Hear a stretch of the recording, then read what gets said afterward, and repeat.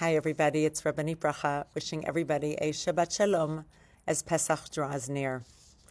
This Shabbat we will begin to read Sefer Vayikra, the book of Leviticus, which often feels distant and disconnected from us, as a lot of it is about korbanot, the offerings or sacrifices that the Kohanim and the Leviim, the priests and the Levites, brought, and their service that they did in the Mishkan, in the tabernacle, which was in the desert. A precursor to the Batei Mikdash, the temples. But we don't have that today. What can we take from this sefer, from this book, that will be meaningful for us? I have some thoughts. First, let's talk about some of the korbanot.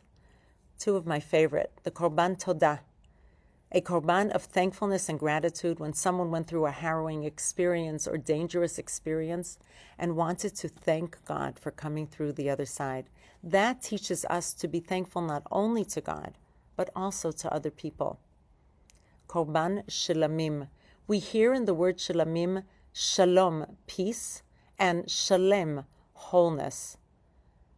This was a korban that needed to be finished and eaten in a short amount of time. And one person who brings a korban cannot possibly finish all that meat.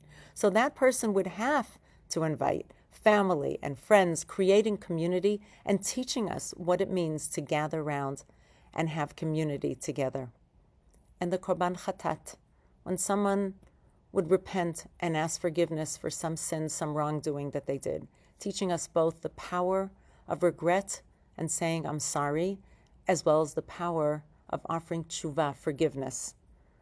We have that modeled from God, but we need to take it in our own lives. And looking at the Mishkan, together with the korbanot, the Mishkan, the tabernacle, models our own homes.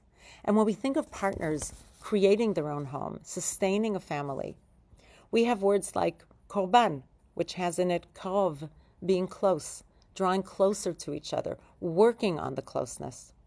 Tamid, constancy. Every morning and every evening, a korban tamid was brought. Every morning and every evening. We need to practice commitment and constancy in our own relationships and in our home. Shlamim, which has in it peace and wholeness and the joy that it brings when we have that feeling in our home. And lastly, reach nichoach, the pleasing fragrance that went up to God. And if we can imagine a pleasing fragrance of sweetness permeating our own home. May it be a Shabbat Shalom, of peace, of reach nichoach, a pleasing fragrance when we say thank you, when we say I'm sorry when we need to, and that we learn from this parasha how we should act in our own lives. Shabbat Shalom.